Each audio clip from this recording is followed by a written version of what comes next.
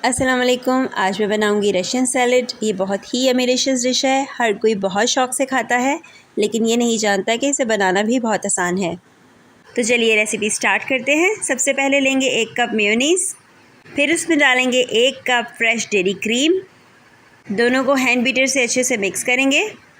2 खाने के चम्मच जाएगी इसमें चीनी, 1 चाय का चम्मच डालेंगे नमक, 2 चाय के चम्मच डालना है इसमें काली मिर्च का पाउडर। अगर आपको सफ़ेद मिर्च पाउडर टेस्ट पसंद है तो आप इसमें 1 चम्मच सफ़ेद मिर्च पाउडर डालिए और 1 चम्मच काली मिर्च का पाउडर ऐड करें। इसके बाद हम इसमें ऐड करेंगे पहले से बॉईल की हुई 1 कप एल्बो शेप मैकरोनी।